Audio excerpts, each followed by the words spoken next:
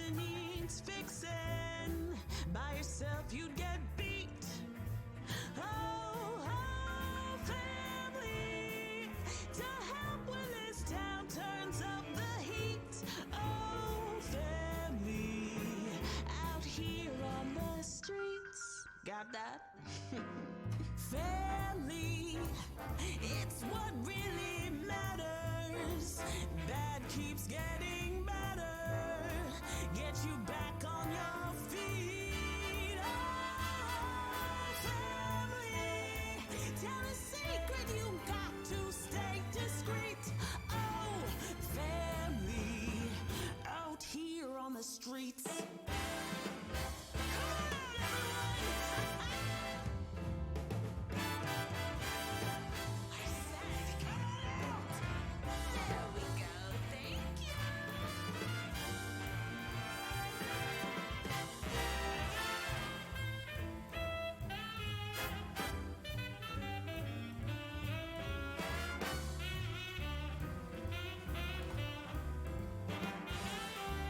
Okay, sure. Friends might have your back. Friends might keep your train on track. Ha! But friends are only friends. Family is family until the end. Family means business. If a battle needs winning, by yourself you'd get beat. Yes, I said family. Without them you're incomplete. Oh, family, out here on the streets.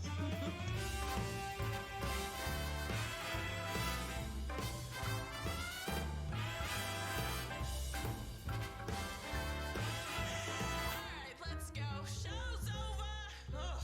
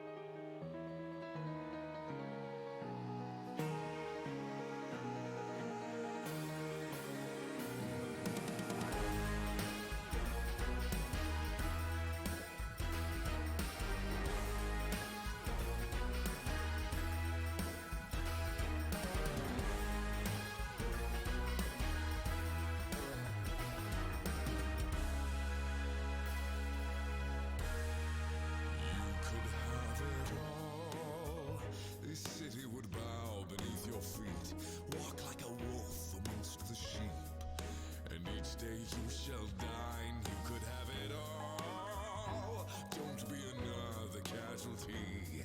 You can join our family. Immortal.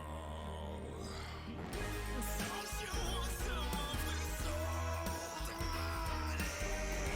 Don't you wish that you could be somebody? You can stay forever young and lovely. Drink forbidden wine. Forbidden fruits that you can bite. Follow temptation like the tide. Why walk when you could fly? You could have it all. Join us and rise above the rest. It only takes one kiss on the neck. Immortal. Don't you want some of this old money?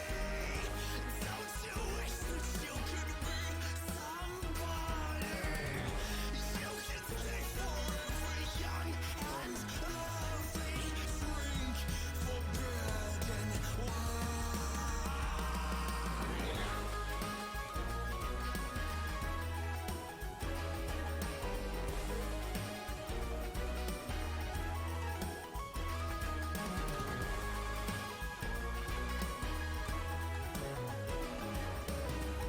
Hey, there we go. Boom, boom, boom, boom, boom, boom. Dun, dun, dun, dun, dun. Dun, dun, dun. Dun, dun, dun, dun. Let me see there. Let me see.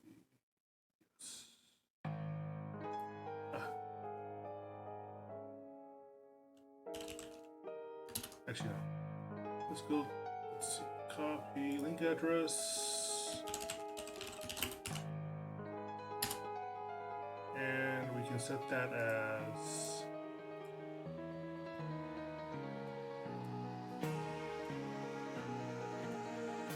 Can I print this?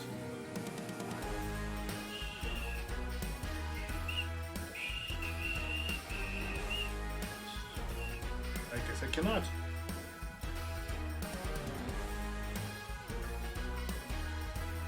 I wish I had more chat tools. Oh well. Okay, let's get started.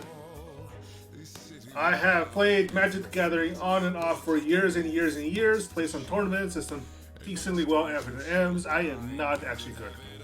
I'm not actually good. Just made that clear. So I'm going to try to look at this from both a limited and constructive perspective, and do this color by color, based off what Scryfall is basically showing us.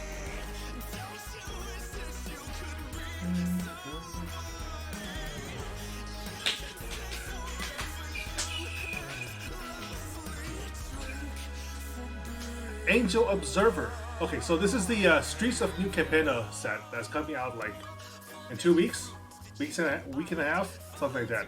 Coming out really, really soon. It feels like it hasn't actually been that long since Neon Dynasty released, because I definitely played the Neon Dynasty release tournament, and that was a lot of fun. And honestly, I like Neon Dynasty a lot. I have forgotten how quickly like new sets come out for Magic, and the fact that they changed settings so often now. I played some really old school Magic back in the day. Not actually all that old school. I started like in like the original Meredith set onward. But it has been a while, and how they print sets now is sufficiently different from how they used to do it when I was last active, that I'm a little lost with the whole tempo of things. But I cannot deny that new Magic has a certain sense of style that the old ones were lacking. I'm really liking the art coming out from for Wizards these days, and who they're commissioning for the art, especially for like the modernization of Magic, right? We're looking at a lot more cities, we're looking at a lot more streets, we're looking at a lot more urban aesthetics, rather than the whole token fantasy shit. I shouldn't really call it shit, because I still like all the old school stuff, especially, but like, my favorite Magic sets have always been like Ravnica, and also more Ravnica, and some Zendikar actually. But stuff that deviates heavily from traditional fantasy theming, right? And new Capenna is my shit. The Art Deco shit coming out like right after Arcane came out from Riot is kind of, I won't say it conspiratorially, but it's definitely a bit of a coincidence that it seems to have come out at the same time. That there's this retro Art Deco focus going on in the overall gaming community right now. But I hella appreciate it. It's definitely my sort of shit. So without further ado, let's just start going through it. From the top, starting with white, we have Angelic Observer for 6 mana for a 3/3 flying, which is a horrible stat cost by itself, except for the fact that it costs 1 less for every citizen you control. Now, I have read enough through the spoilers to have a sense of like what cards are synergistic with each other. There are some citizens in prior sets, but you're definitely going to see fewer of them than you would with new Capenna, which means that this is mostly an internal card. It's going to synergize mostly with stuff that you're going to be seeing later on. And does it synergize it with it well? Yeah, actually, honestly, pretty well. Problem though, I think 6 is a little overcosted. Let's see. So let's say you're dropping a citizen every turn. Turn 1 is 6 mana, turn 2 is 5 mana, turn 3 is 4 mana, turn 4 is 3 mana. Which means that this doesn't break even until turn 4, optimistically. And for a 3/3 of flying, a 3 mana drop on turn 4 isn't too bad. Presumably, and this is a scenario where you keep all your citizens and they're not interacting with any way for over 4 turns, which is highly unlikely. Even in a limited format, I feel like if they see you dropping that many citizens, they're going to want to wipe the board by turn 3 or 4 anyhow. But if you can generate a lot of tokens, and you drop this for cheap, it's not too bad a way to spend mana and keep it up and keep what they're going. But this means that it's only limited playable to some certain extent, because a 3/3 body with flying and limited is always solid. Even if you're paying like 4 or 5 mana for it, which probably won't be. I say like a C or B stats for limited. Like, I would be happy to draft this as like a 4th or 5th pick. I'm actually happy to see it immediately, right? It's not my first pick at all by any means. But assuming I already know that I'm going to be building a citizens heavy deck, this would be a good card to play. Speaking of citizens, we have Backup Agent enters the battlefield, put a +1/+1 counter on target creature for a 2-drop common. The commons in this set are shockingly powerful. And I'll show you my favorite card later because it's not on white. But even white is getting like a vanilla 1/1 for 2 is bad stat wise. But given the number of archetypes that care about having +1/+1 counters and have abilities that trigger by putting +1/+1 counters on target creatures, like, this is a good way to get your BB shit even faster. And then leaves you with a chump blocker. And again, Citizen. There's a ton of cards that interact with Citizen specifically. So this by itself isn't necessarily bad, even if all you're getting is a 2/2 dork, for instance. If all you're getting is a bear out of it because it targets itself on turn 2. It's still not too bad to draw. Still not too bad. It's better if you have something else to support, but not too bad on its own.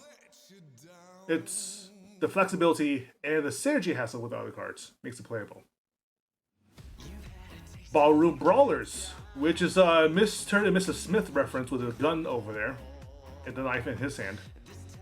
Whenever Ballroom Brawlers attacks, Ballroom Brawlers and up to one other target creature you control both gain a choice of first strike or lifelink until end of turn. It's a 3/5/4/5. Kind of bad. Well, no. A 3/5 with your choice of first strike or lifelink by itself is just barely playable for limited. You're never going to see this in constructed deck for obvious reasons. It's just really high costed. You need 2 white to get it out. But a 3/5 with first strike or conditional lifelink, depending on the board state, is playable on the high end. Maybe. I don't like it myself. I especially don't like the 2 white. But it's playable, it's not too exciting. You put it in there because it's a big body. Put a shield counter on target creature, which basically replaces regeneration. I would not be surprised to see shield replace regenerate as the evergreen mechanic alongside the indestructible. Indestructible, I imagine it's going to be a lot more rare if shield is around. But it's 1 mana to scry and to save a creature. It's a combat trick. It's not too bad. Do you know that shield? Like, if you played Hearthstone or any other card game, you're going to see a lot of mechanics like shield, because it's one of the most intuitive defensive abilities available. You block the first hit, if they get hit multiple times, too bad. But it's a cheap way to protect your creatures. Not too bad. It doesn't keep them from being for Black's minus X effects, but that's alright. That's what the minus X stuff is for. To get around shit like that. Notably, this does mean you can save shit from Wrath of God effects. So, yeah, indiscriminate damage or indiscriminate destroy effects will still bounce off shield. So that's good to know. It means that you can cast a whole bunch of creatures with shield, drop a Wrath of God or similar effect, and walk away happy. Unless it says Exile, like with Farewell from the previous set. But this is what I mean by shit starting to get a little crazy. Oh, no. Broker's Niche is not good actually. No. By itself, it's a 0/4 blocker. It might as well have defense. You need to spend 5 mana for it to have 5/5. That's bad. That's really bad. It's no good for 5 freaking turns. 4 turns after it comes out. If it was +5/+5 instead, that would be really, really interesting. But it's not. It's not nearly that good. Buyer's Silence is exile target non-land permanent. Its controller creates a treasure token as a sorcery. The last time I saw this specific text line was for an enchantment, which makes this one strictly better, except for the fact it's a sorcery. So slow. And it gives this something in return. I'm not too happy about that. This I would not be happy to play at all unless I was just really low on removal in a limited format. Obviously, don't even bother with this constructed. Celebrity Fencer. Whenever another creature enters the battlefield under your control, put a +1/+1 counter on Celebrity Fencer. I wish this said Elf Citizen or Druid Citizen, or Citizen Druid, or any of those combinations, other than just Elf Druid. Like, sure, if you're going to play a janky tribal elf deck, you're not too upset with this, because it starts to scale up to an incredible amount pretty easily. But by itself, it's 4 mana for 3/2 vanilla, and even if you can get +1/+1 counters on it, notice that has no other effects. No Death Touch to act as a blocker, not that you will really want a huge Death Touch thing in the first place. No First Strike, no Double Strike, no Vigilance, nothing, no Trample even. So most of the time, this outright loses to a deck with a whole bunch of tokens. It will never actually get to do anything. That's sad. Unless you can somehow move the +1/+1 counters to somebody else. But as a Celebrity Fencer, you would think that she had First Strike, right? Most cards with Fencer in their name have some sort of unique combat ability other than simply getting big. So this is the disappointing card all around. But the next one is not a disappointment. It is, in fact, the Citizen's Crowbar, which as symbolism goes, seems a little commie, doesn't it? like it is both hammer and sickle, and also crowbar, depending on the context. It's kind of nice, actually. It's 2 mana artifact equipment. When Citizen's Crowbar enters the battlefield, create a 1/1 green and white Citizen creature token, and then attach Citizen's Crowbar to it. Equipped creature gets +1/+1 and has, for 1 white mana tap, sacrifice Citizen's Crowbar, destroy target artifact or enchantment. That's good shit. Now it should be better than the previous cards we saw, because it is in fact an uncommon card for 2 mana, which means that if you're drafting this, consider yourself locked into that archetype, because this is as good as it gets in terms of citizen support. At least in terms of cheap citizen support. It generates a token for you, so anything that cares about creatures feeds into this. And you have basically a threat against anybody that's relying on artifact enchantments to bolster their board state. This is good shit. The equip cost isn't too high by itself. It especially matters that it comes in on its own already attached to a creature. So most of the time, this last line probably doesn't even apply.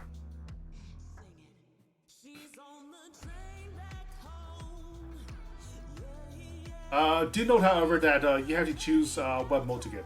Either you sacrifice the crowbar to get a destroy target artifact or enchantment, or you sacrifice a citizen to act as a blocking bear, a 2/2 blocker. That's about it. But that kind of flexibility is to your favorite anyhow. You want to be able to have choice in options and situations, and that's a good choice overall. Dapper Shieldmate, 4 mana common for 2/2, enters the battlefield with a shield counter on it. As long as it's your turn, Dapper Shieldmate gets +2/+2. I mean, not too interesting. 4/2 with basically automatic regeneration as long as you are attacked. It's really easy to kill with any black effect. I don't like it too much. You're not too excited to pick this up. Depopulation, which is our first rare. Each player who controls a multicolored creature draws a card, then destroy all creatures. I mean, it's a Wrath of God with an upside, right? Exactly the same cost as the Wrath of God. It's also sorcery. You're dropping it down on your turn. If you're playing white, you're hopefully dropping it down because you have a bunch of creatures with shield on it or indestructible to dodge the destroy effect. Or you're playing control, and preferably multicolored control, so you can gain a card and reset the field state. Not too exciting. This is the full art version. Yeah, simple enough.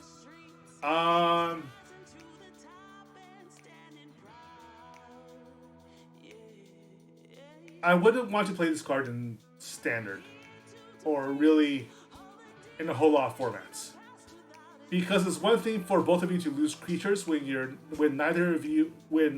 one or both of you are running control archetype decks that don't necessarily need to have a lot of creatures in the first place to operate. Like, if you're sideboarding this into an aggressive, like, aggro deck with a whole bunch of weenies coming out at you from all angles, sure, this will save your life. But I'm thinking the draw a card portion is the one that's hardest to break the synergy with. Because every deck wants more cards, every deck wants more options in hand, and most competitive decks are likely to run multicolored effects or multicolored permanents, because that tends to be where a lot of the game design allows more power on an individual low-cost basis. The assumption being that it'll be hard for you to get to consistently get the color combinations out. Whether that's actually practical is a different thing entirely, but because of that, Depopulate's ability to give your opponent a free card is potentially disastrous. I don't like it too much. Make sure I have this all repeat. Elspeth Resplendent. 5 mana is steep, but you can do a whole bunch of stuff with this. Like, the +1 ability is choose up to 1 target creature, +1/+1 counter, and a counter from on the flying. From on flying, first strike, lifelink, or vigilance, which means It's basically build your own threat. The -3 is look at the top 7 cards of the library. You may put a permanent card with mana value 3 or less from among them onto the battlefield with a shield counter on it. Put the rest on the bottom of the library in a random order. So for -3, you get a blocker that won't die to the first hit, no matter what. That's amazing. And if you can get up to -7, you create 5 3/3 White Angel creature tokens of flying. That's 15 damage on the board. Survives shock. Has evasion built in. And because there are 5 of them, it's kind of hard to deal with them unless you have a multi-hit like AoE Wrath effect or something like that. If this is how you curve out a white weenie deck, this is a pretty good way to do it. Constructed playable, definitely. If you build an Angel deck, which I think it might actually have a chance with the new standard, this is an excellent card to use. If you build an Eater of Virtue deck, the +1/+1 effect gets very, very interesting. Very interesting, very quickly. There might be something there. An Eater of Virtue deck can get really ridiculous really fast if it has basically access to all of the keyword combat abilities. And as a limited, obviously this is the bomb. If you see this in your pack, you slam that thing down on your table, and you ignore any other option because you're now going to white. Assuming, of course, that you're going early. If you pick this up on like pack 3, turn 1, tough luck. But keep that card because it's going places. The full art version. The 2 Art Deco versions. Yeah, this card is more than powerful enough to swing games. Also, this is a really good style. You still get the whole like armor, like warrior princess look, but now she looks all regal. This is Queen Elspeth. Extraction Specialist, rare white rogue. I have rarely ever seen a white rogue. As lifelink, when Extraction Specialist enters the battlefield, return target creature card with mana value 2 or less from your graveyard to the battlefield. That creature can't attack or block for as long as you control Extraction Specialist. Now, the can't attack or block part might seem like a problem because you're basically playing your own pacifism. But think about cards like Luminarch Ascendant, where you don't necessarily want to attack and risk blocks or risk targeting in the first place. And then just being there gives you a permanent long-term effect. If you are playing white weenie, Extraction Specialist is a good way to ensure that you always have Luminarch Ascendant up all the time. That's kind of awesome. You definitely have to play around this. This is not a Windmill Slam first pick, first pack if you are playing draft, because it's a little too dependent on deck building in order to actually work well. Because otherwise, you're looking at a 3/2 lifelink for 3. That's not exactly high powered, like game changing power levels in limited. You have to specifically make sure you have 2 cost or less creatures to target that you actually want to just stay alive and not fight. Yeah, that's a good ass song with a good ass title. Until the City Burning, I hell like that. Okay, Gathering Throng is start. Let's see. Common for 3/1 for 3. That's already interesting.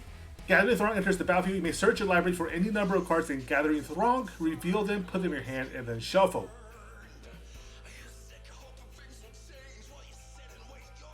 Interesting. Not constructed playable.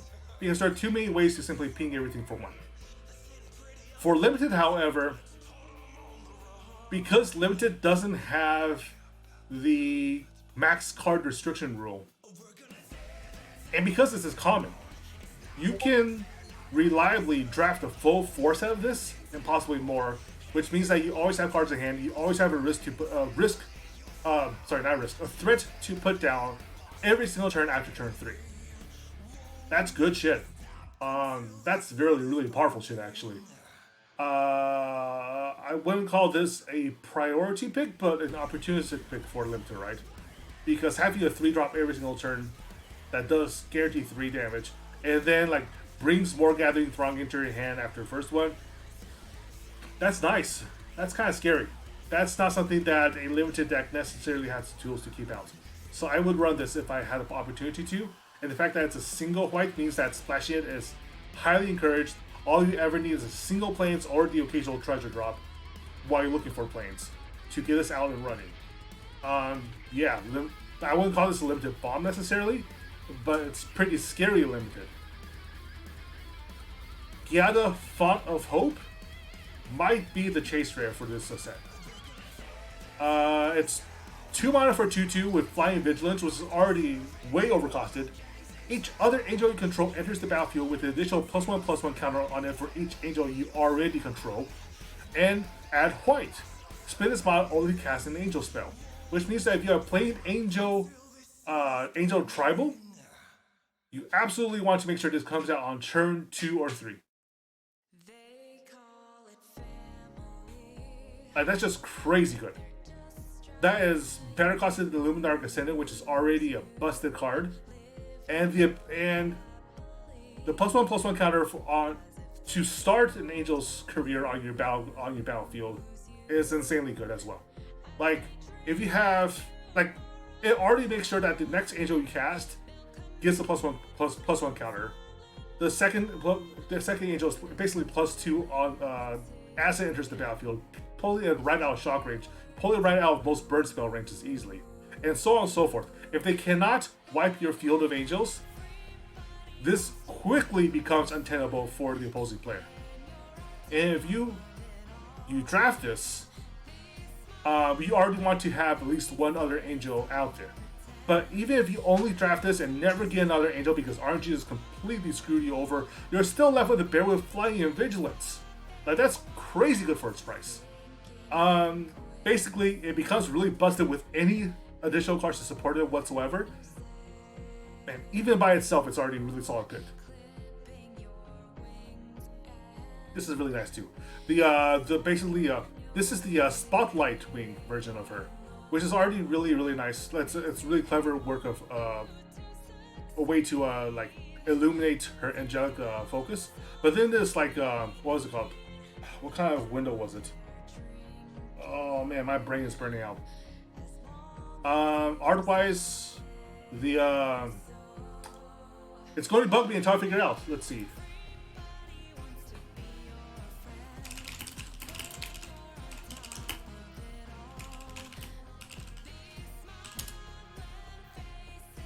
Stained glass window. Jesus Christ, I was looking for that. Just stained glass. How hard was that? The stained glass window look with her wings over here, it's a little more blatant, I feel. It obviously plays towards her like inner nature as in the story wise, but I think I actually like the default card more because it's less about like being blatant about her angelic origins and more like teasing it with the spotlights looking for her. Still, this is a cool like overall like UI for the cards.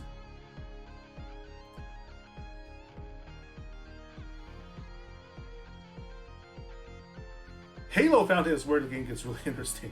I believe this is our first. Is there a first mythic? I don't know. Either way, it's Halo Fountain for its artifact for 3 mana. You probably want to have at least 4 mana when you cast this, so you can use this first ability right away. Untap a tapped creature you control. Create a 1/1 green and white citizen creature token.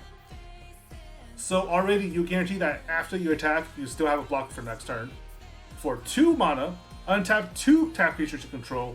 Draw a card. That's insane value. A 5 mana, reset 2 tap creatures and get a card, and it's a permanent as well. And if you have 5 mana, untap 15 tap creatures control, and you win the game. Now, if you have 15 creatures that you can untap all at once, 1, you're probably already going to win the game. 2, your opponent really needs to play a deck with some kind of a like multi-target sweep or something, or at least like a way to handle tokens in the first place. And 3, congratulations! Like, the first 2 abilities are already really, really good. Untap effects, especially cheap ones for 1 mana, are potentially busted. Really potentially busted. Being able to reset a creature and use their ability again and again has some interesting dynamics. with the overall state of interactions with Magic. Now, it's not so bad in the standard anymore, but I wouldn't actually be surprised if you can find a way to bust this open in like bigger formats and with bigger card pools. I definitely, if you were to play this, I would definitely look for the full art version. That's just sick. That is so good. Right out of the Great Gatsby. I don't know what to tell you. This is just pure class. You plunk this down in front of me, I know I'm in trouble. And I know that you're outclassing me. Literally. Hold for ransom, going back down to the comments. Enchant creature. Enchant creature can't attack or block. It has 7. Hold for ransom controller. Sacrifices it and draw a card. Activate only as a sorcery. So you basically lock them out and force them to pay you 7 of their mana and give you a free card for you to sacrifice this. And that might tie up an entire damn turn. Afterwards, you can plonk down a copy of Hold for Ransom number 2. It's not that playable and constructed, especially if people plan to be running a lot of disenchant effects. But I'm not going to be too unhappy to see multiples of these come my way in the draft. Because the Lost of the Temple alone is kind of crippling draft, right? When they're swinging for everything that they've got, and suddenly they have to pay a whole bunch of mana in order to use their big stomp before turn. That's okay with me. Eliminator Virtuoso, Human Rogue, Double Strike. Whenever Eliminator Virtuoso becomes the target of a spell you control, it connives. Draw a card, then discard a card. If you discard a non-land card, put a +1/+1 counter on this creature. The connive effect for Obscura, I believe. Yeah, Obscura reserved the Healing Slates for Traders in the Mist. The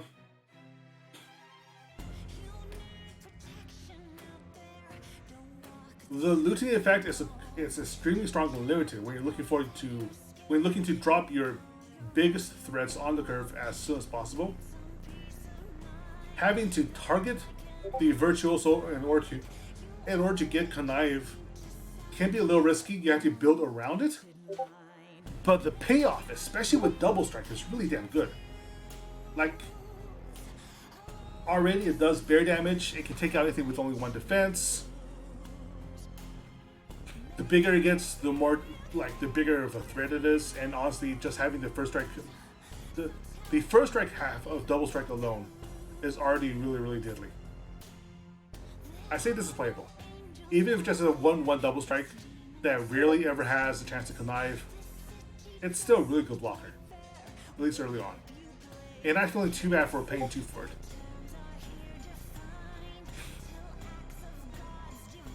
Whether or not it's constructed playable really depends on what we're seeing in terms of auras, right? Because you slap down an aura on this, anything to enchant it, it starts to get really, really crazy.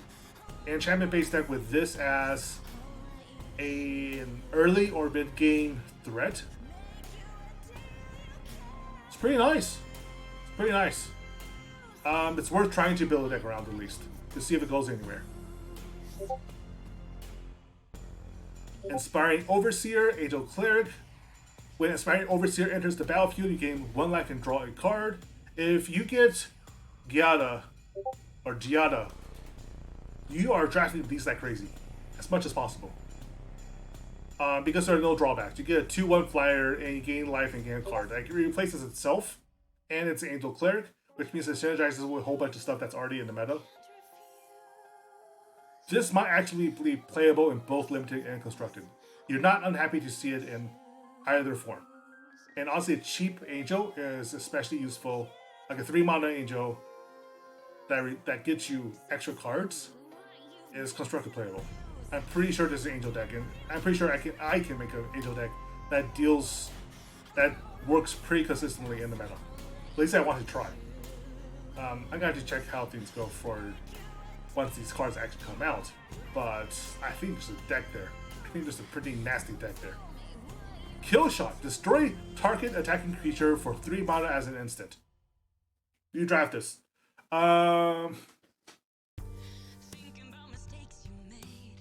There are better kill cards in constructed, obviously, but you draft this if you're playing white.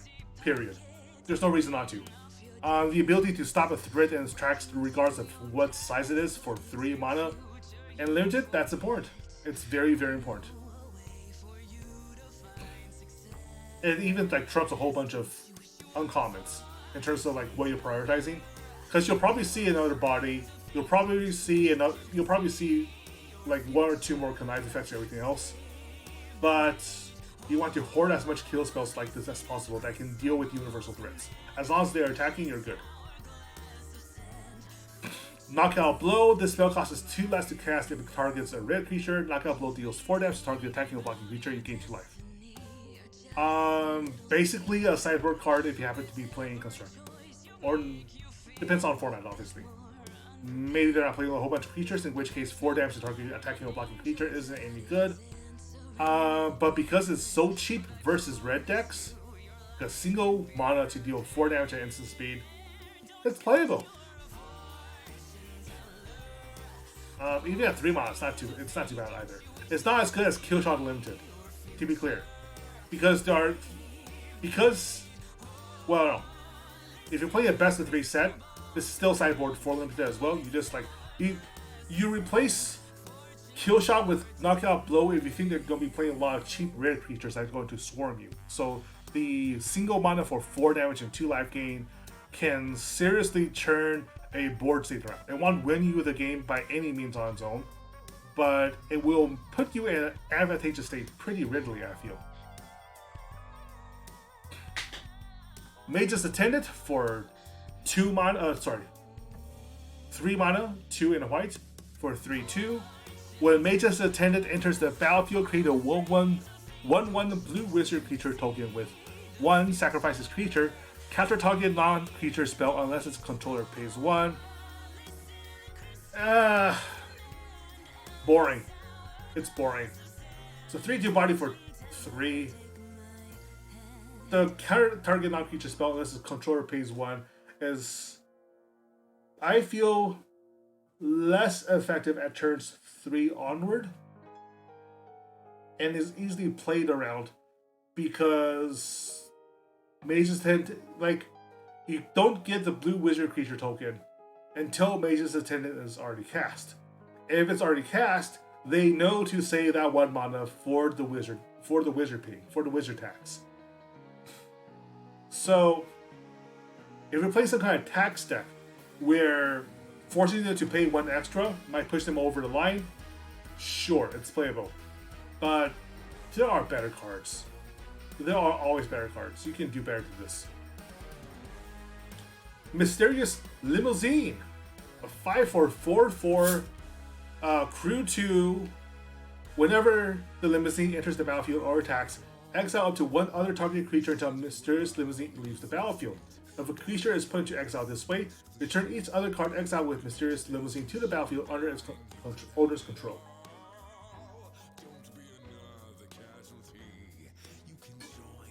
So basically, you're spending 5 mana to deal 4 damage and shackle a creature of choice. Now, you can take out their biggest threat,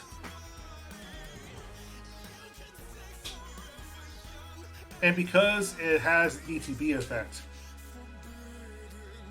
it doesn't need haste. I just feel like 5 mana, you already need 2 creatures to crew it, and the turns afterwards feels really restrictive. I don't like it. I think it's really, really slow.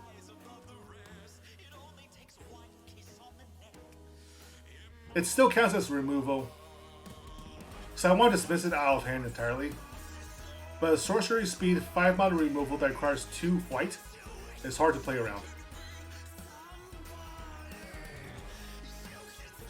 It has multiple versions. They expect people to like this. The card's art is fine. I just don't like it too much.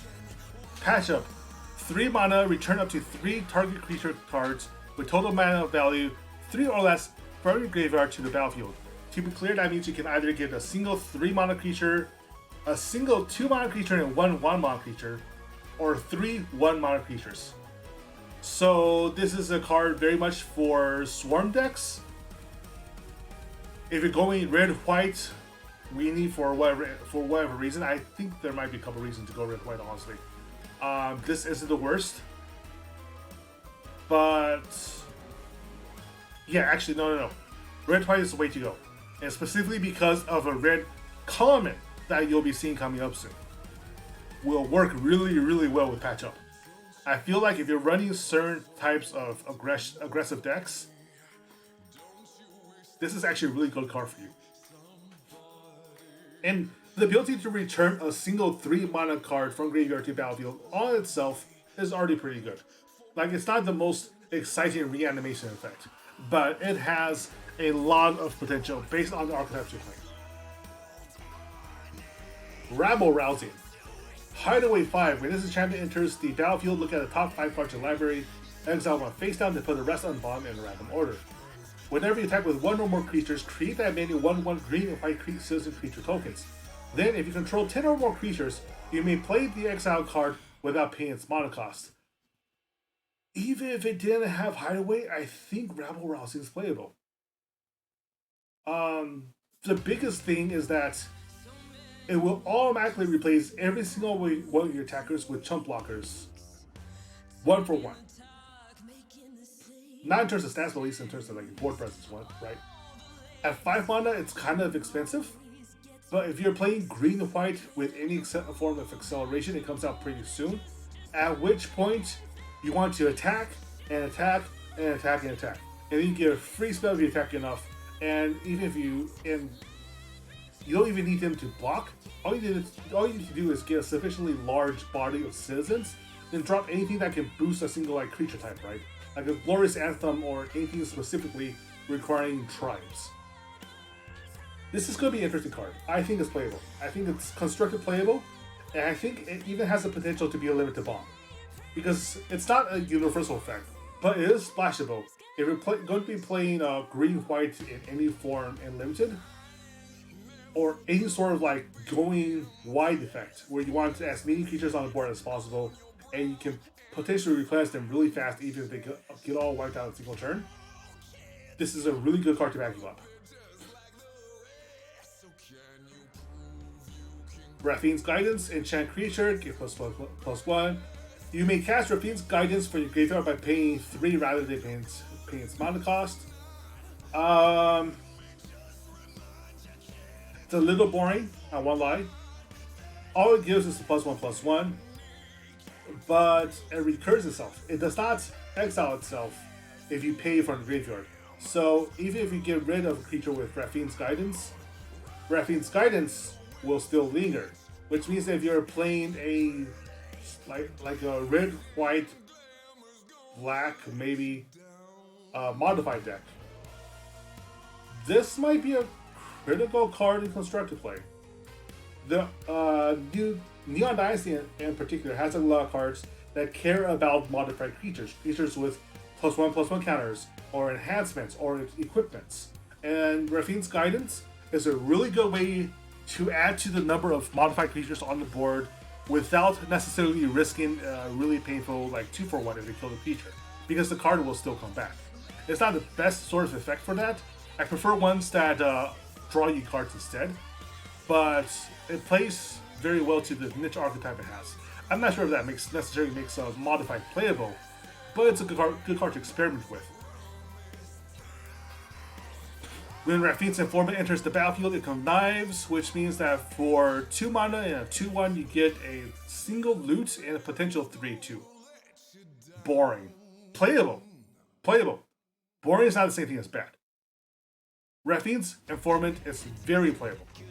2 mana for the 3/2 by itself means that at least chump blocks favorably against a lot of the field. But man, that's just a vanilla creature with the potential to be a little bigger. If there are other connive effects, or if there are effects that trigger off of connive, definitely consider playing this. But it's boring. It's nothing special. Refuse to yield. Target creature gets +2/+7 till end of turn. Untap it. It's a good combat trick. It's limited playable only, but it's a good combat trick.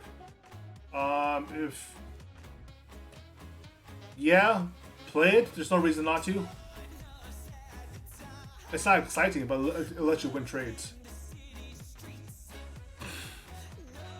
Join Us is a nice song. Revelation of Power is 2 mana for an instant. Target creature gets +2/+2 until end of turn. If it has a counter on it, it also gains flying and lifelink until end of turn. Which basically makes this a 2 mana version of Elspeth's first ability. Not exciting, but it's a good combat trick. I kind of wish lifelink was first strike instead, but I ain't gonna complain. Rumor Gatherer for 3 is a 2/1. Whenever another creature enters the battlefield under your control, scry 1. If this is the second time this ability has to resolve this turn, draw a card instead. So yeah, this combined with Rabble Rousey is pure card advantage. And because it says another creature, if you happen to have 3 or more creatures come out on a single cast, you still basically get scry 1, draw 1, scry X. Scry 1 times itself multiple times after the draw card. For a token deck, this is not the worst. Rumor Gathering is a powerful draw engine for that archetype, and pretty much no other. Kind of hard to protect it with only 1 health.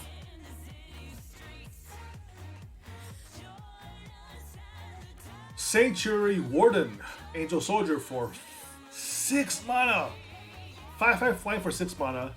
It enters the battlefield with 2 shield tokens on it, so it can prevent 2 sources of damage before it's under threat whatsoever. And whenever Sanctuary Warden enters the battlefield or attacks, you remove a counter from a creature or planeswalker you control. If you do, draw a card to create a 1/1 green and white citizen creature token. That's a bunch of words. Theoretically, it works really well with a Luminarch Ascendant deck that gives everything +1/+1s. You basically turn all those +1/+1s into a horizontal state. And by horizontal state, that means that you're basically putting creature cards next to each other to represent a gargantuan army going towards the opponent, right? And that's as opposed to vertical or to a vertical state where you're making a single creature tough and hard to kill and then swinging in with a single threat, right? So if you're going for a horizontal threat strategy, Sanctuary Warden represents like the maximum end of your mana curve. You definitely don't want to play anything more expensive if you're trying to go horizontal, because the whole point is to have cheap creatures come out. But it might still be worth playing 2 copies of Sanctuary Warden in a constructed deck that wants to go in that direction, simply because it's really hard to kill her, and 2, you create even more creatures out of the bonuses you already got. And especially if you're playing like Ether Virtues, where it's like stacking up tokens all the time, this isn't the worst way to like take advantage of all those tokens, and the equipment itself is no longer quite as impacting as otherwise would be. But I don't see anybody actually playing this. I feel like there are better ways to handle a horizontal strategy, and the 2 shield counters it gets implies that it's actually probably best and more of a vertical strategy itself, especially for a mana cost. Like if this dies to like a removal effect, then what? It's worth experimenting with, I guess. I can definitely see this as maybe a sideboard option against decks that prefer their fights 1-on-1 instead of having to deal with a wide range of threats. Because again, in that kind of situation, it's never worth blocking the 1-1, right? You want to block the bigger threat. Skycrier, 2 for flying lifelink 1/1. You target opponent each draw a card. This is neither constructed or limited. It's very much a commander card. There are a whole lot of cards here that actually support commander very well, especially commander political play.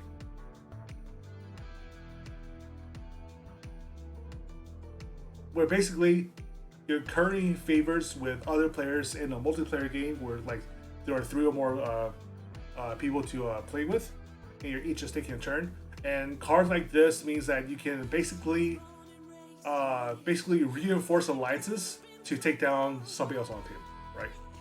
That's the sort of game that Commander is. And for that, it's not the worst. It's a decently playable common for a white-centric diplomacy deck. It's not exactly much of a third by itself, and eventually they will have to beat you as well, so you're possibly fueling your own end. But that's the nature of Commander for you. That's the nature of multiplayer. Speak Easy Server is a 5-mana card for 3/3 Flying Bird Citizen. You gain 1 life for each other creature control.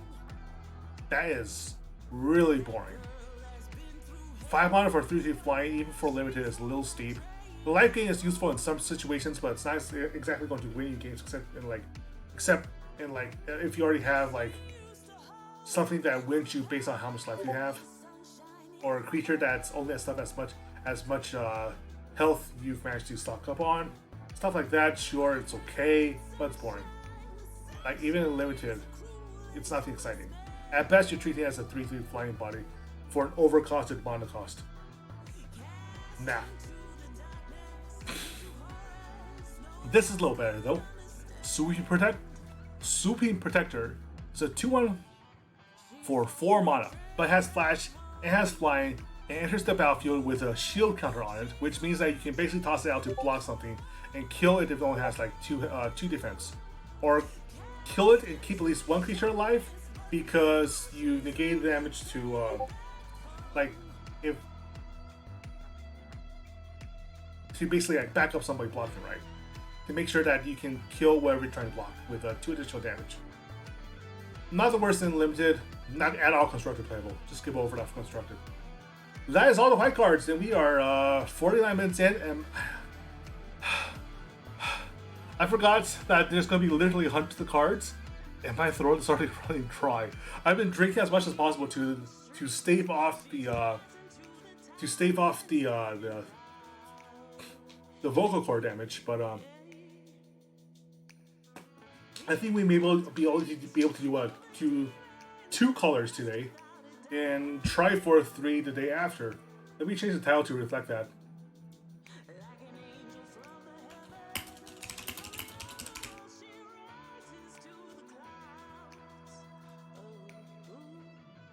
Okay, there we go.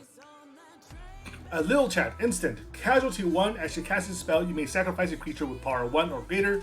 When you do, copy the spell. Look at the top 2 cards of your library. Put one of them into your hand and the other on the bottom of your library. That's actually really good. Especially if you get the Casualty 1. Which means that you can sacrifice a citizen, any citizen token, to double up this effect. That's honestly really powerful.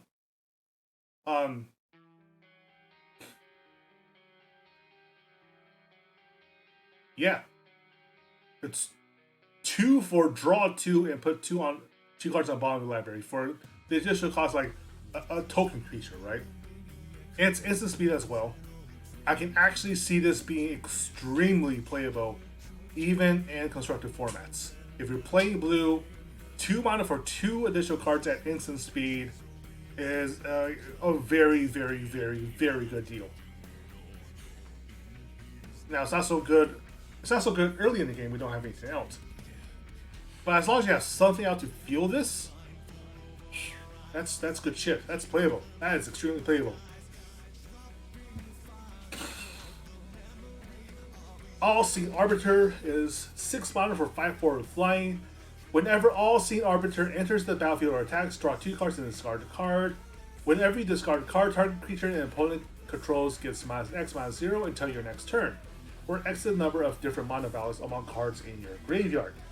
So this is the pseudo-threshold mechanic that Rosewater and all the other Magic designers are talking about, where you're like tracking the number of different mana values in your graveyard to see how effective your spells are, which I think is a bit of a bookkeeping nightmare, but it's good flavor. It's good flavor.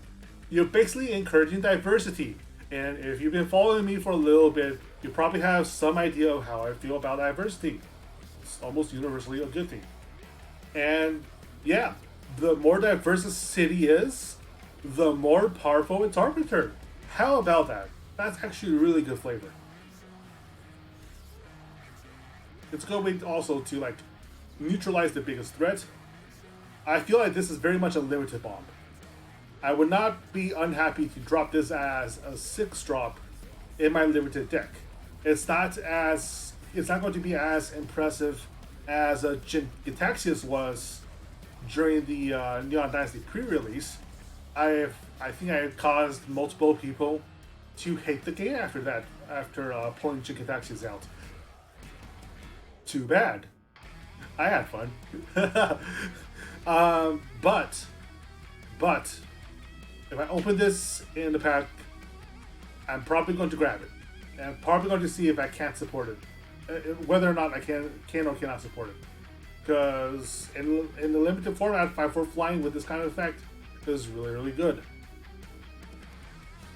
But no, you're always not going to be playing this constructed. It's not playable constructed whatsoever. Sheesh. You basically got lucky by pulling this kind of mythic in limited. The alt art is very, very good.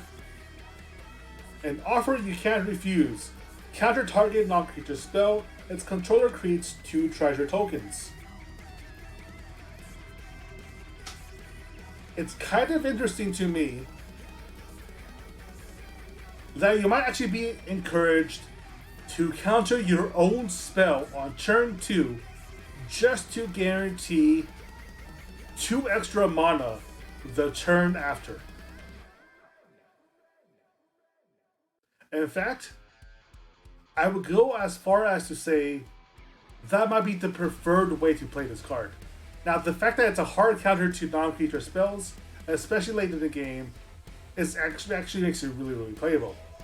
The problem is, if you play against your opponent, you're speeding up their overall game plan. I think it's better as a really rare blue-colored mana acceleration. But you have to draft really carefully or construct your deck really carefully to make this work. If anything, it might actually be constructed playable. I can think of a ton of ways to abuse this on turn 2. And like having a turn 3 5 mana drop, that has to be worth something. So keep your eye on this card, because I would not be surprised to see its value increase over time. This might even be modern playable. It might even be legacy playable.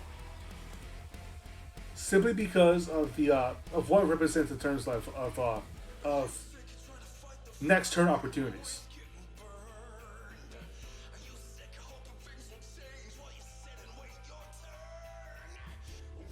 Backstreet Bruiser, 2 for 3/3 defender. As long as there are 2 or more counters among creatures control, Backstreet Bruiser can attack as though it didn't have defender. This is good. Generally, blue doesn't want to be spending its first couple turns attacking, like first few turns attacking anyhow, right? So having 2 mana for like a 3/3 wall to block people with, that's already really, really good. And there are so many ways to get counters off your things that I don't think the drawback is all that much of an issue. Sure, it doesn't exactly apply pressure on its own early on. But this isn't a card that feels bad to pick up if you're already going along a certain direction in your draft, right? If you already expect to be making a bunch of +1/+1 counters, or you happen to have a way to put like vigilance or flying counters on other people, right? So depending on your deck, this might actually be a start player, like a good role player. I would like to see it constructed though, just not powerful enough. And this is more of a drawback. All of these are drawback terms that ultimately don't mean that much in limited if you're careful with your drafting, but it doesn't contribute to an advantageous board state on its own. Broker's Veteran, 2 for 2/1. When it dies, put a shield counter on target creature you control. That's really good. Yeah. This is actually even better than the previous card for the exact same mana cost, but despite the fact that it dies easier, that's a good thing. That's a good thing. Because it supports your other creatures, it makes them harder to kill. In fact, if I'm not wrong, because of the way that wrath effects work, They call it you choose the order in which they die, right? I have to look into the rules. It's been a while since I've dealt with that specific part of the stack. But you might be able to shield a creature that's also going to die alongside it if Broker's Veteran goes first. I have to double check. Case. Oh, I just bit my tongue. Ouch. Ah. Ow. Alright. Case to the joint. 4 mana for an instant card. Draw 2 cards to look at the top card of each player's library. I mean, I don't hate it as an instant speed draw and a way to scout out the opponent's library, but it's not too exciting, is it? It's 4 mana for 2 cards. It's a little overcost. That's 2 mana card is a little steep. It's a little steep. Casualty 2, so you can sacrifice creatures with 2 or more toughness for cutting losses to copy itself. Target player mills half of their library rounded down. So 2/3 of the library gone right away. No, not 2/3. 75% of the library just disappears off of 6 mana. A little high. If you're playing mill deck, you might actually want this. But then again, you're stuck playing mill, which is no. What's worse is that it's not enhancement, right? It's not something you plunk down and then it starts grinding away the opponent's deck. You have to be able to find a way to cut your losses in order to devastate their deck. It actually is limited playable because being able to cut out 75% of a limited deck means that they're left with maybe like 5 or 6 turns left in the game. Period. But playing constructed just feels too slow. It's no good. I pick up solely if I'm already going blue by pack, like turn by pack 1 pick 3 or 4 and I see this drift by me when I'm already deep in blue. Then sure, cut your losses actually kind of hurts the opponent a lot. But that's like the one situation I can see this being played. Disdainful Stroke is Disdainful Stroke. Counter target spell with mana value 4 or greater. If you happen to know that all their bombs are really expensive, like they're playing control deck, then yeah, you put this in the sideboard. No other time. Echo Inspector, 4 mana for 2/3. When Echo Inspector enters the battlefield, it connives. So you do a little looting, you do a little improvement, you possibly get a 3/4 with flying for 4 mana, which is not too bad. If you're playing limited, this is fine. If Constructor, obviously this doesn't work. It's too slow. Errant, Street Artist. Flash, Defender, Haste. Copy target spell you control that wasn't cast. You may choose new targets for the copy. This only exists to be played and constructed. Because it's one thing if it simply copies the spell, right? But it specifically copies target spell you control that wasn't cast from your hand. What?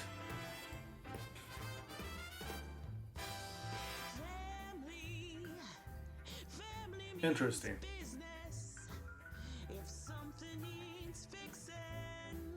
Now, to be fair, it says spells, not instants or sorceries. Which means that if you happen to disturb something out from the grave, for instance, or if you flashback them, well, hallelujah! Now Errant Street Artist is useful. So, there might be a way to break her. I can't guarantee anything. There might actually be a way to break her with prior sets. But alone, especially limited, no, absolutely not. This is definitely a sword card you have to figure out a way to make a combo deck out of. And it might be good, it's only 1 mana. It's 1 mana is 0/3, so it's out of shock range. It has haste, so if you have saved the mana, you can potentially combo off of it really quickly. I think it might even work for, no, it's transform, not spell.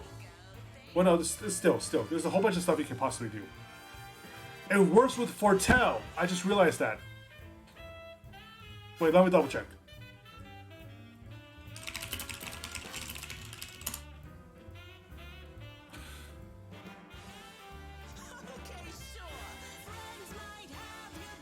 No, never mind. You may cast on later turn for its Foretell cost, so it counts as being cast. So Okay. Here's the way to do it. You can copy target spell you control that wasn't cast, which means you can copy a copy for the same effect. That's the easiest way to do it. Instead of a disturb or flashback, you copy the copy. Interesting. Goes into Storm decks decently well, but I can't imagine. Is there anything? Out here on the streets.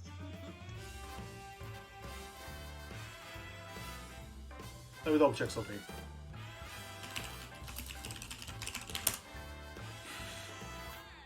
No, that's still cast target instant or sorcery spell from your graveyard. Never mind. Okay, copy of a copy. It's interesting, but something devastatingly broken. You definitely have to build around it. I would be fascinated to see what kind of deck comes out of Street Artist. But I don't have enough knowledge of the card pool itself to be able to determine it on my own. Even if scored, the spell costs 3 blue less to cast, and if the opponent has drawn 4 or more cards this turn, draw X cards. This has interesting potential, especially in Modern or Pioneer, but even in Standard. Potentially breaks the control mirror, because they're drawing cards all the time. Potentially acts as a way, like you might even want to put this in off-color mono, like a mono red, mono white, mono black even. You might even still want to drop a single copy of Even the Score into your sideboard to basically give you like pay X, draw X, instant speed card against a control deck or against a deck that happens to be drawing a lot for whatever reason. That's really interesting. That's really interesting.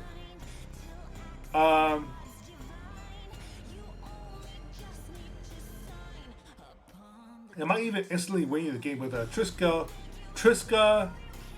Deca, Philia, I think it was. Let me try it.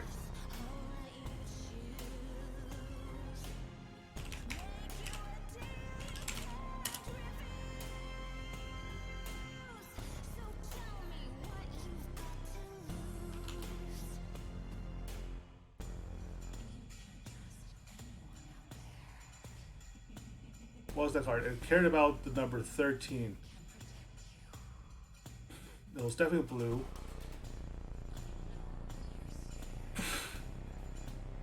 No, that's not it.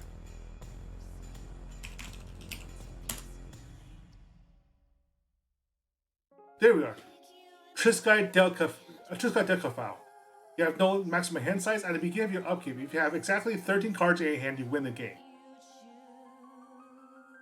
So basically, if you're already starting cards, and the opponent happens to play 4 cards in their hand, you slam this down, pay X to get yourself up to 13 cards in hand, assuming that you haven't just won, like you haven't lost the game on the spot. If you have Triskai Deca file on the field when this resolves and the turn ends, suddenly you win out of nowhere. If you can get this to combo with Triskai Deca file, let me know. That'd be amazing to watch. Expendable Lackey, exile Expendable Lackey from the graveyard. Create a 1/1 blue fish creature token with this creature can't be blocked. Activate only as a sorcery.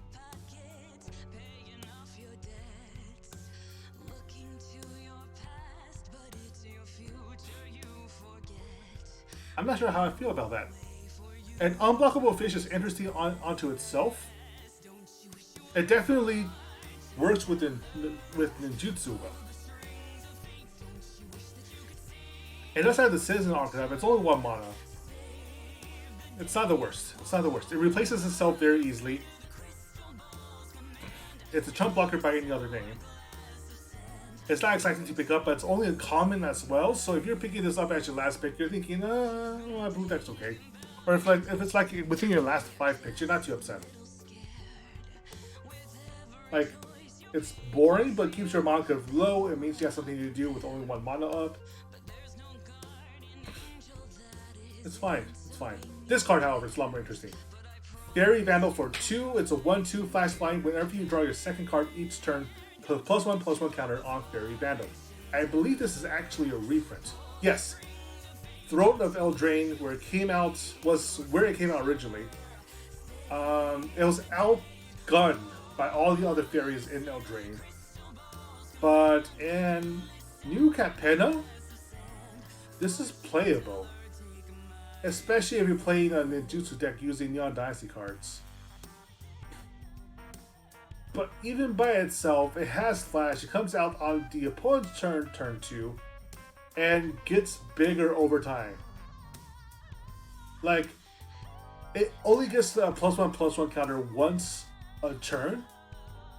But if you have ways to draw 2 cards on the opponent's turn, it still gets on their turn as well. If they can't deal with it early on, it just gets bigger and bigger. It has evasion. I don't hate it. I think it's playable on both ends, both limited and constructed. I think there are ways to make this work pretty well.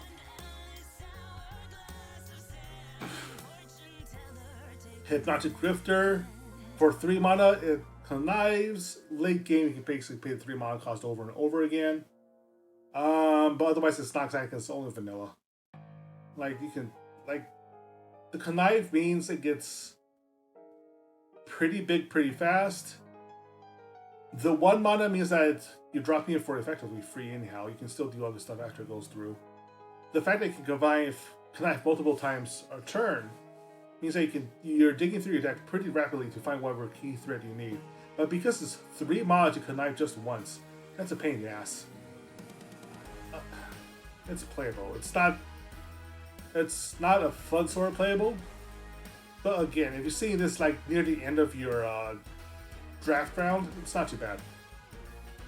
Ledger Shredder, however, whenever a player casts their second spell each turn, Ledger Shredder connives as a 2 mana 1/3 flyer, which means that your opponent will be feeling it as well as you are. And that makes it very interesting. That's definitely a sort of control deck archetype. Casting their second spell each turn. It might even be something to back up Jin Katachi's Prison. I can definitely see it being played like that. Because they don't want to make Ledger Shredder bigger, right? They don't want to get even tougher. They don't want to find themselves facing a 2/4 flyer that only costs you 2 mana to get out. Or a 3/5 flyer, God forbid. The longer that this stays around and the more that they punish the opposing player for having to dig through their deck for a decent spell to deal with this. And meanwhile, you're still putting down other cards. You still have counter spells in hand. You still have other threats. You still potentially have a Jin Kataxis on the field, forcing them to play 2 spells a turn in order to get through his magic armor. Yeah, that works really well. That works really, really well. I'm going to look into making a control deck around this. Majestic Metamorphosis. Until end of turn, target artifact or creature becomes a 4/4 angel artifact creature and gains flying. Draw a card. Nothing special, but if you happen to have a bunch of trinkets on the field, at least you have a new threat for next turn. Or for that turn. Meh. It's not priority draw. The sort of deck where this shines best in is probably not going to be a very common New Capenna draft. So I don't consider this very playable whatsoever. What you can do, however, is shut down an artifact or the creature with some kind of ability, right? Temporarily replacing them before their ability goes off. And that's okay. It's not good, but it's okay. GG, back from school! Welcome back! We are just going over some magic cards, and my voice is going rapidly, actually. Because, let's see, been streaming for about a solid hour now. Blech. Still not all the way through blue. I'm going to finish up the next, I might do this 2 cards at a time. So let's see, this is white and blue, which means the next set will be black and red, which probably has my favorite card out of the entire set. For red, we have green artifacts in multicolor and land. Yeah, so we'll do this. We'll basically make this a weekend plan. So Saturday and Sunday, I'll probably be streaming as well, just to go through the rest of these. Make disappear, casualty 1, counter spell unless his opponent pays 2. If you happen to be playing anything with counter tokens or just like cheap 1/1s you want to get rid of, make disappear actually says counter target spell unless its controller plays 4. That's good shit. And there are plenty of creatures that you actually actively want to sack, right? If you're playing blue-black control, for instance, there are a whole bunch of things in this game that trigger by dying. And at Casualty 1, literally anything will work with this. Make Disappear is playable. I consider it significantly more playable constructed than Limited, but even Limited as a way to protect your board state, even if you don't use Casualty at all, it's effective. It does what it needs to do, and it's not limited by spell type. Obscura Initiate, 3 mana for 2/2 with flying, and gains lifelink until end of turn. By itself, it's definitely more playable than the White Initiative, the Broker's Initiative, because you already have what you need out of its vanilla typing, right? You get 2/2 flying for 3. That's standard as hell for blue. That's definitely limited playable. It's not nearly powerful enough for constructed, but the ability to gain life out of its damages in later turns, it's good. It's a good limited card. If you happen to drive a whole army of these, you're not terribly upset. Out of the way. This spell costs 2 less to cast if it targets a green permanent, so it becomes a 2 mana instant. Return target non-land permanent and opponent controls to its owner's hand. Draw a card. This is significantly better than the its Psycho Mate in white. It's instant speed. Turns big fat beefy like green tokens into nothing. Removes a really expensive threat and replaces itself for free. Like, I would put like a full set of 4 of this in the sideboard. It's not nearly as useful if you're casting for 4 mana, but as a sideboard material, yeah, it's really good. It's really good that way. I would definitely consider this a staple backup card, a staple like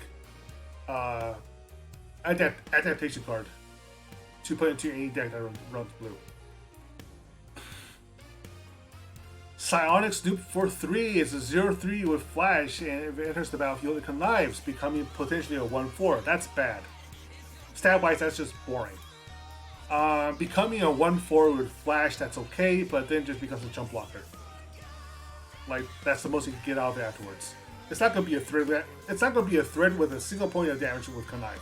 So you have to find a way to bolster the connive, making it trigger multiple times, or like just find a way to dump extra tokens on it in order to actually make it useful. Like, this isn't even all that playable in Limited, because eventually Limited will find itself a way around the blockers. At least they should. If it had reach, maybe. If it had flying, definitely. But by itself, snooze. Man, I'm really thirsty. My voice is really starting to go.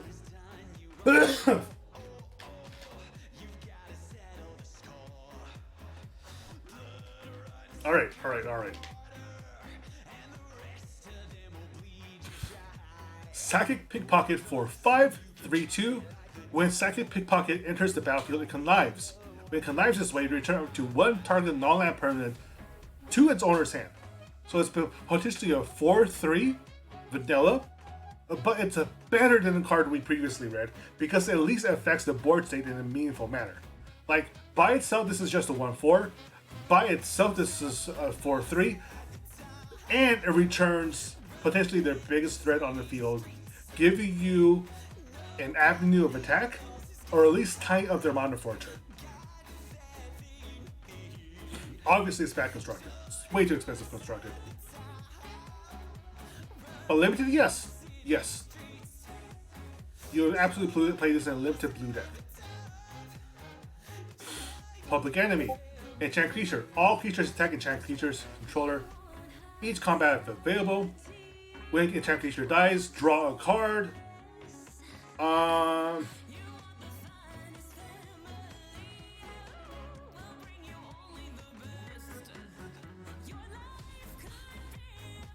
I mean,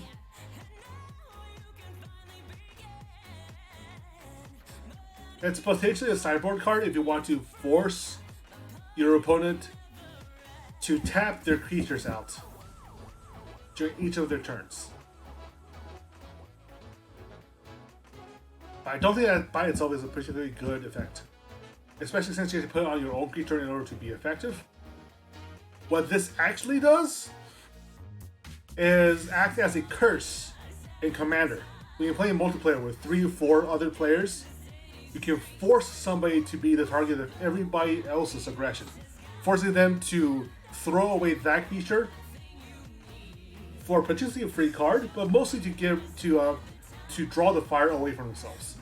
So this is definitely a multiplayer card. It's very good in multiplayer. It really screws up somebody else.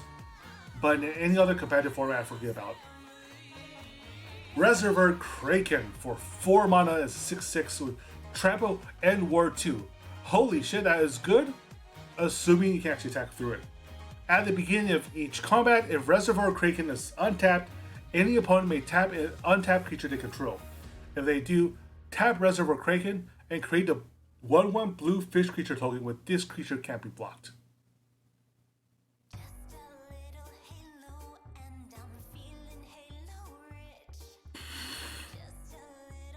I don't know how to think about this. It's a threat. Definitely. But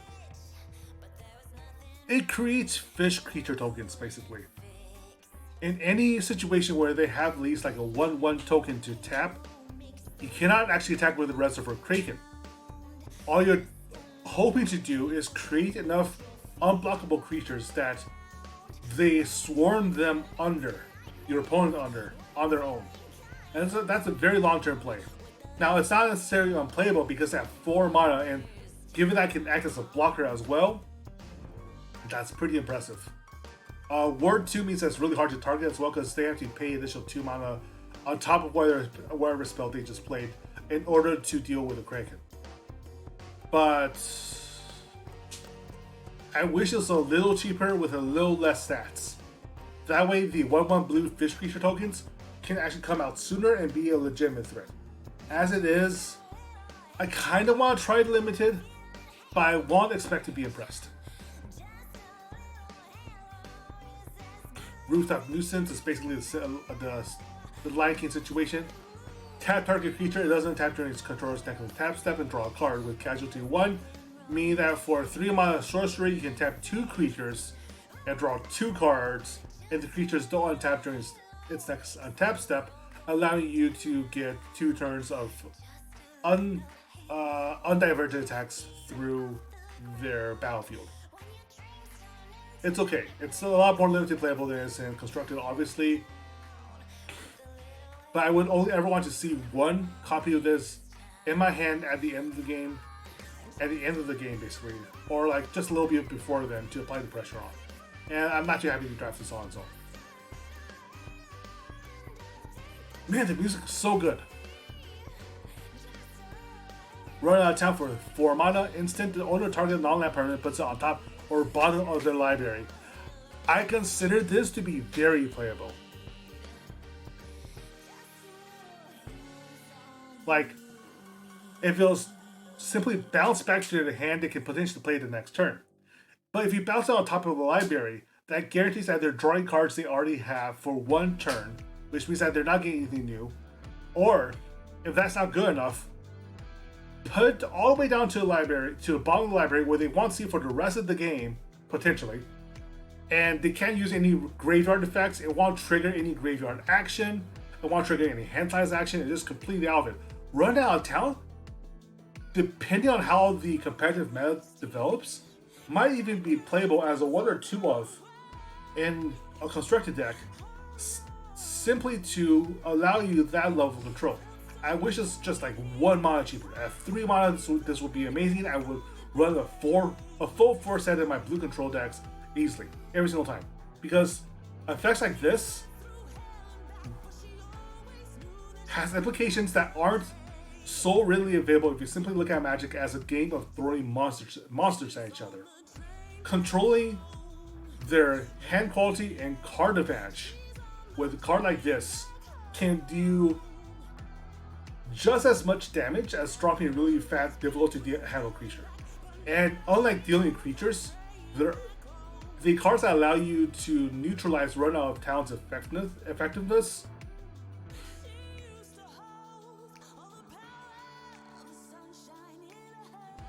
generally tend to be in blue as well, and generally aren't worth playing specifically to neutralize run out of town.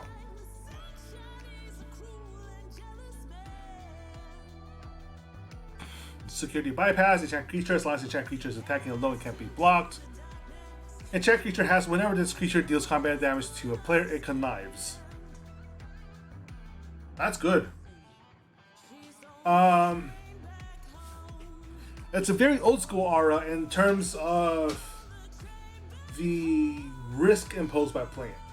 At 2 mana, it's not too bad, but if you target your own creature with this, it basically tells the opponent to kill that creature as soon as possible, because that's just pure advantage to them. They'll be using 1 card to get rid of 2 of your cards. That's pure card advantage. The most basic form of card advantage imaginable, right? But make it an unblockable conniver. That's worth a risk.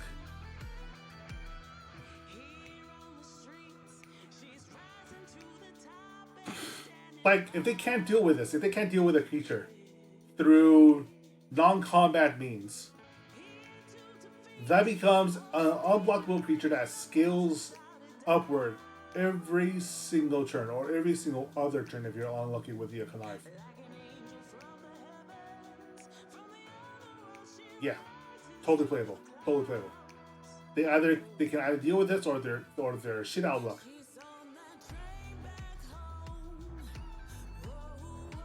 Sewer Crocodile. Sewer Crocodile can't be blocked this turn. This ability causes 3 less to activate if there are 5 or more mana values among cards in your graveyard. So it's basically paying 6 mana for 4/6 situational unblockable. It's not good, but I love the flavor here. The classic Crocodile in the Sewers urban myth with flavor text to match. Quick, let's hide in the sewer. You can see the thief, not deceased, because they've added to a crocodile. Sleep with the Fishes is interesting. When Sleep with the Fishes enters the battlefield, tap enchant creature and create a 1/1 blue fish creature token with this creature can't be blocked. Enchanted creature doesn't untap during its contour's untap step. So, for 4 mana enchant creature, you basically shut down one of the opponent's creatures while giving you an additional unblockable attack.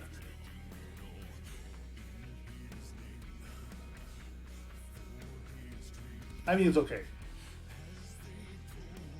Are there any 12 attack monsters? Yes, there are. And I can show you quite easily. Stats, power equal to 12.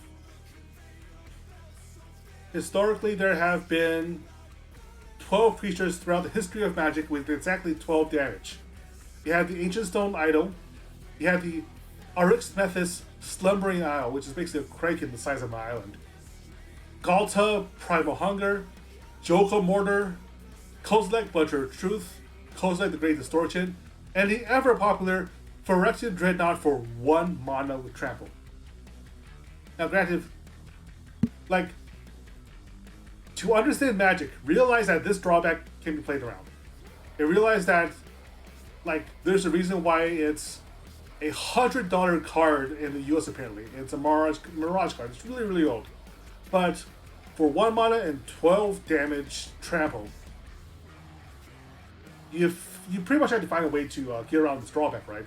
When Phyrexian Dreadnought comes into play, sacrifice any number of creatures with total power of 12 or more, or bury Phyrexian Dreadnought. Basically, it pays for itself lethally. But the way to get around that is either you stifle it here. Counter target activated triggered ability. It's a triggered ability, right? Once it comes to play, it triggers this ability, and you can counter that ability to keep the 12-toe Stompy in the field. Or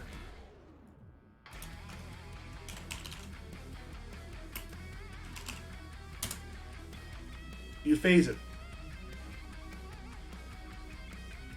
Target creature or planeswalker an opponent controls no less opponent. Target.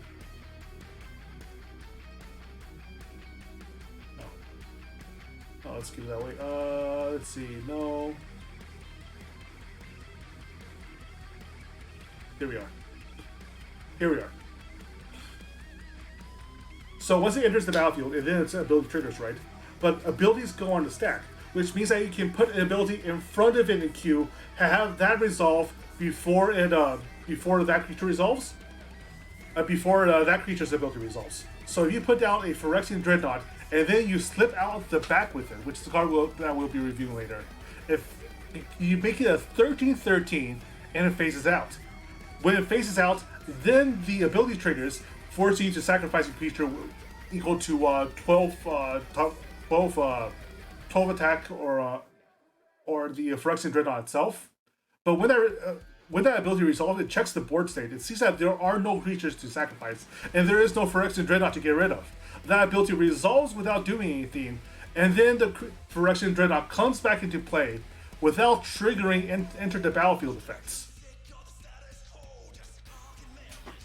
My favorite use case with Phyrexian Dreadnought is Go Color Gisa. Let's remind ourselves what that card is. Yes, sacrifice another creature. Create X 2/2 black zombie creature tokens, where X is sacrifice. Holy shit! Okay, that's clever.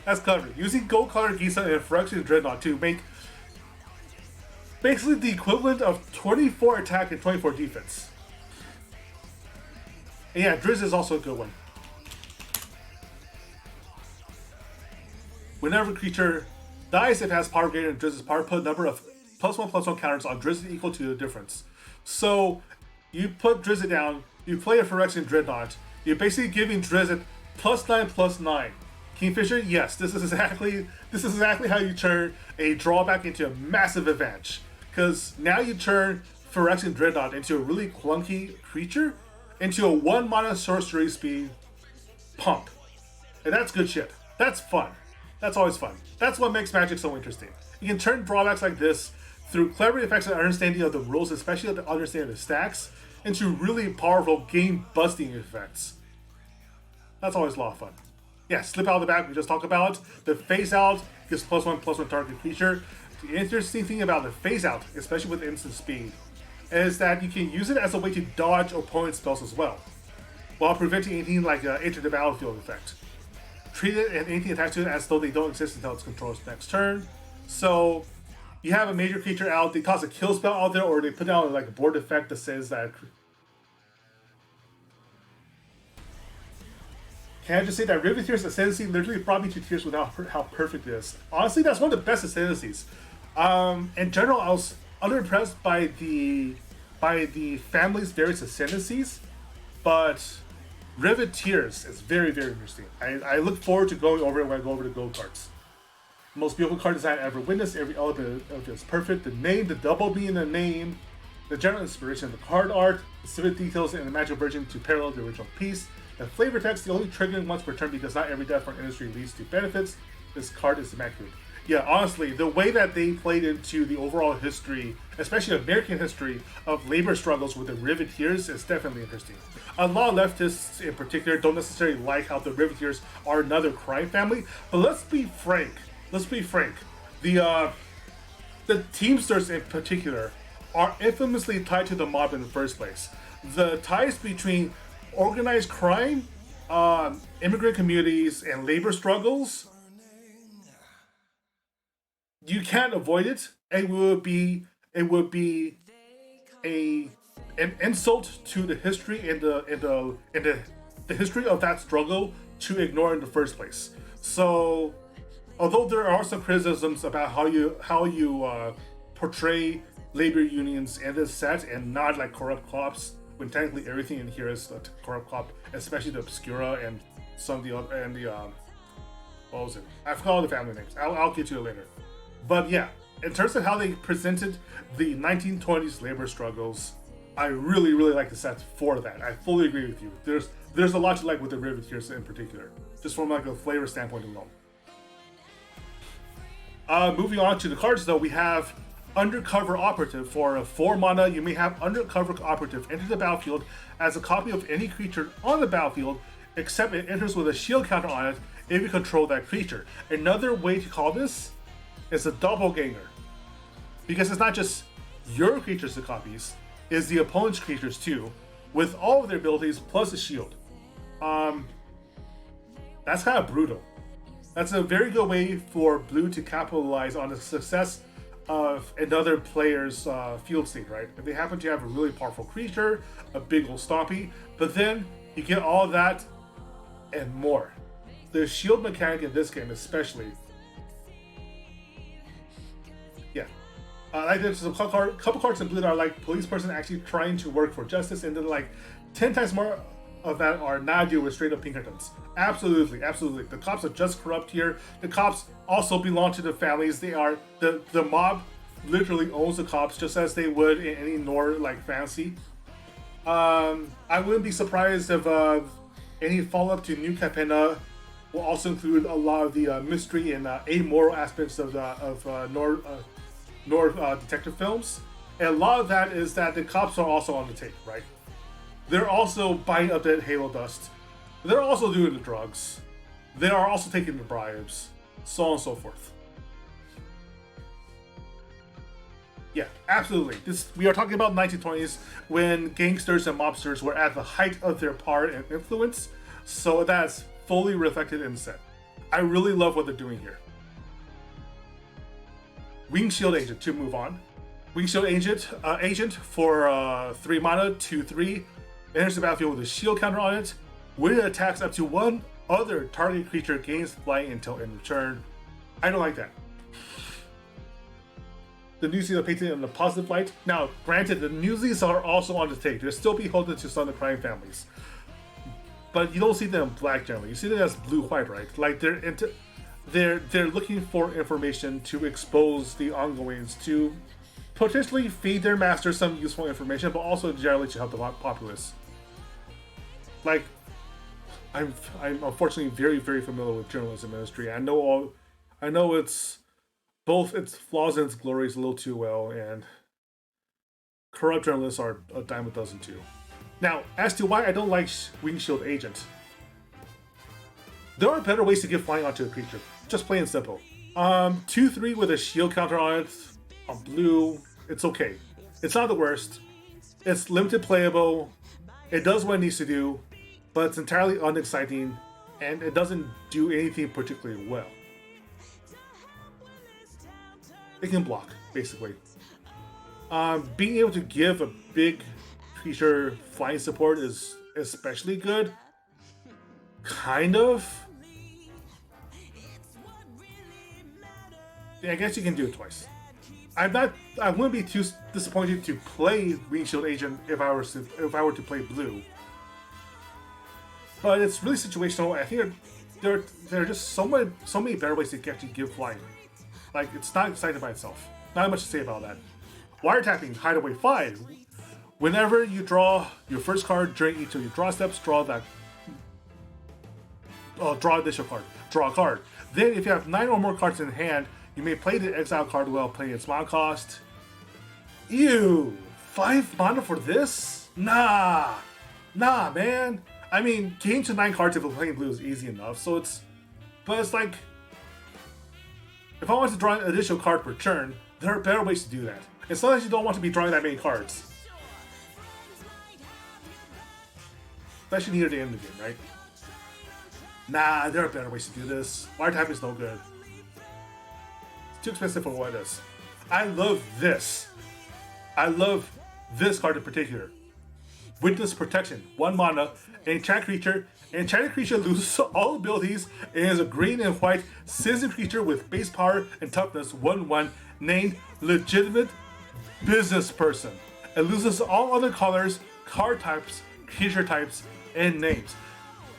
Don't tell me that this isn't perfect flavor.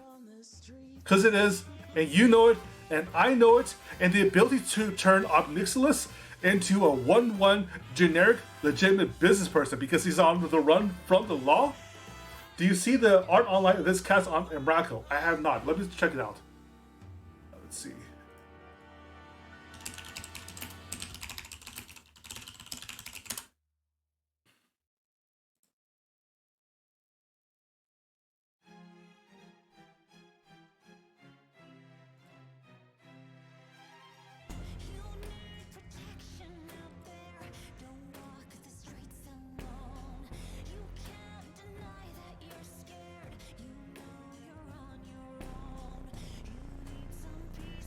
Okay, I think I see the Reddit thread, but I don't. Let's see, Emrako.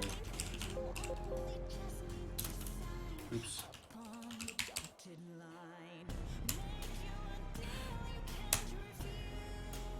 I don't see the art, unfortunately. Yeah, let me make sure that you can post links in here. Let me double check.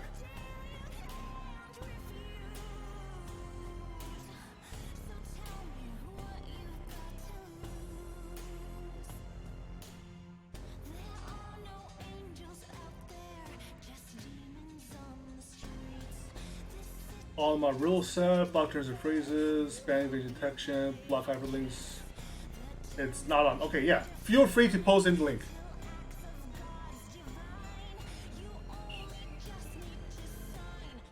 Yeah, this is good. Oh, here we are. Zakama. Here we are. This is perfect. Zakama, Primal Calamity. Legendary creature. No. Scratch this out. Not Elder Dinosaur. Legitimate business person. That's perfect. I love that. I love that. So good. It's so good. Witness protection is amazing.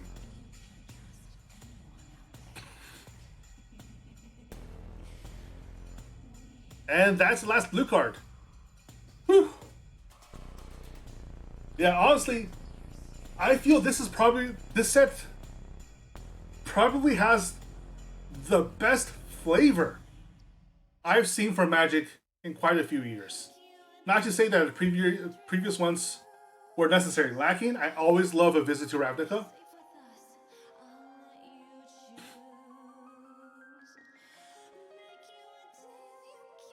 But like the whole mobsters and roaring 20s aesthetic, it's so good. It's so good. I love this. I love this significantly more than the token-esque or like traditional fantasy aesthetics that we've got from previous sets. Like a Funhouse Mirror approach to the Roaring 20s is more than I could have ever asked for. I didn't even know I wanted this, but now I can't imagine wanting anything else. Like, I love this so much, uncritically, completely. And like look at how it presents the whole aesthetic here, where it's basically a spell that circulates basically a blank anonymous face around you, telling people to not care about you. This is just a generic, legitimate business person. They have no reason to even think about that kind of like not my problem spell. That kind of magical effect. It's the sort of shit I love. It's so much more interesting than fireballs and lightning bolts and shit like that. And that kind of cleverness is exactly my aesthetic. Who the hell expected Syphilis to come back? Oh, thank you for following, by the way. I'm not too surprised to see them come back. I'm just a little surprised to see that they're not Vidalkin or anything else. But I guess they need some kind of fish people representation. Or they just like saw that Syphilids haven't been used in a while, so they might as well use them again. But yeah, I mean, it's not as if they really get rid of old creature types. They just like throw them in the back burner to see when they come back. But that's enough out of me for now. I am thirsty as hell, and my room is really warm for some reason. Holy shit! What's the temperature in here? Feels like it's like 80 degrees or plus.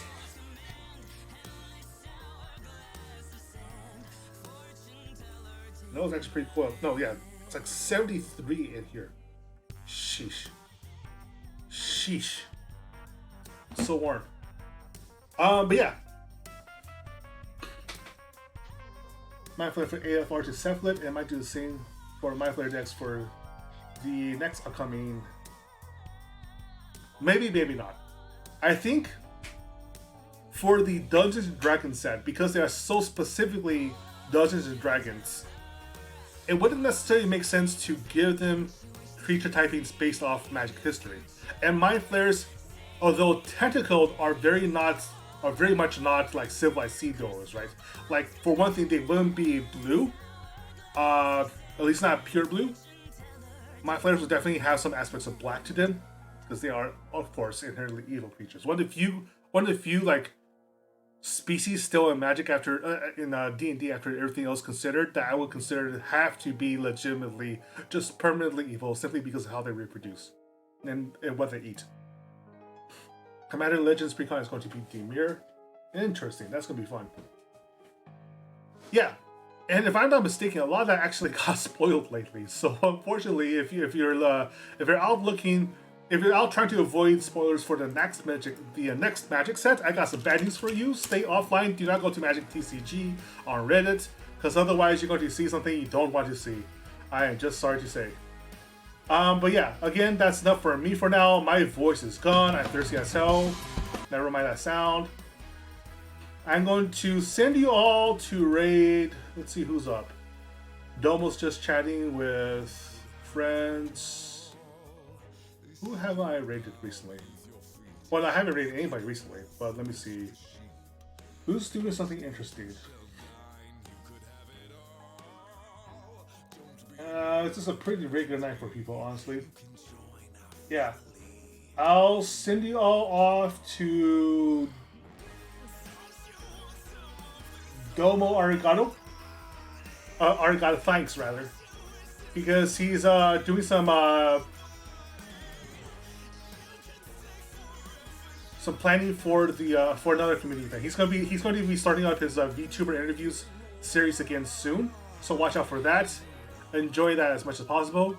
Do tell him that I said hi. And I will see you all later. As always, of course, eat well.